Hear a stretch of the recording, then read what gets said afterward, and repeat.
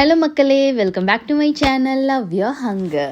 இன்றைக்கி நம்ம Mocha hot chocolate வீட்டிலே எப்படி செய்கிறது தான் பார்க்க போகிறோம். ஸோ அது வந்து பார்த்திங்கன்னா ரொம்ப ரொம்ப சிம்பிள். சும்மா ஒரு 4 இன்க்ரீடியன்ட்ஸ் வச்சே நம்ம வந்து ஒரு டேஸ்டியான ஹாட் சாக்லேட் வந்து செஞ்சிடலாம். ஸோ அதுக்கு வந்து ஃபர்ஸ்ட்டு நம்மளுக்கு வந்து ஒரு ஃபுல் பேக்கெட் மில்க், லைக் ஒரு 1/2 லிட்டர் பால் பாக்கெட் வந்து தேவை. நீங்கள் வந்து ஃபுல் ஃபேட் மில்க் வேணுனாலும் யூஸ் பண்ணிக்கலாம், இல்லை டோன்டு மில்க் வேணுனாலும் யூஸ் பண்ணிக்கலாம். நான் வந்து நார்மலாக நம்மளோட ஆவின் பால் தான் யூஸ் பண்ணியிருக்கேன். கொஞ்சம் கூட தண்ணி ஆட் பண்ணாமல் அந்த மில்க் அப்படியே எடுத்துக்கிட்டேன். அதில் 1 டீஸ்பூன் அளவுக்கு காஃபி பவுடர் நான் யூஸ் ப்ரூ காஃபி யூஸ் பண்ணியிருக்கேன். அதுக்கப்புறம் 2 டேபிள் ஸ்பூன் சர்க்கரை, 2 டேபிள் ஸ்பூன் வந்து கொக்கோ பவுடர், இது எல்லாமே போட்டு நல்லா கலந்து விட்டுருங்க.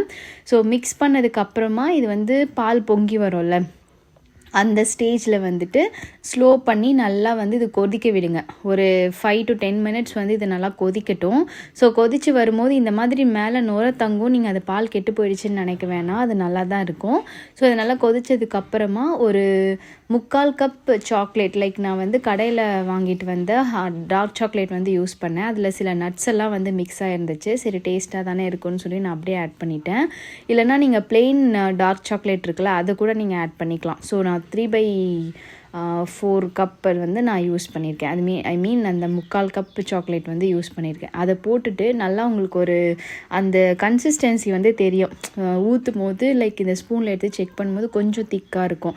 அந்த ஸ்டேஜில் நீங்கள் ஆஃப் பண்ணிவிட்டு கிளாஸில் வந்து போட்டுக்கலாம். இது நடுவில் வர்றது பார்த்திங்கன்னா அந்த சாக்லேட்டில் இருந்த நட்ஸு தான் வந்துட்டுருக்கு. ஸோ அது வந்து மற்றபடி சாக்லேட் எல்லாமே கம்ப்ளீட்டாக மெல்ட் ஆகிடுச்சு. இதுக்கு மேலே வந்து நான் நார்மல் க்ரீமை வந்து நல்லா பீட் பண்ணி விப்பிங் க்ரீம் மாதிரி மேலே போட்டு லைட்டாக மேலே வந்துட்டு காஃபி பவுடர் ஸ்ப்ரிங்கிள் பண்ணி விட்டுருக்கேன். ஸோ லைக் டஸ்ட் பண்ணி விட்டுருக்கேன், அவ்வளோதான். ஸோ இது எல்லாத்தையும் மிக்ஸ் பண்ணி டேஸ்ட் பண்ணால் ஹாட் சாக்லேட் நிஜமாகவே சூப்பராக இருந்துச்சு, நல்லா டேஸ்டியாக இருந்தது.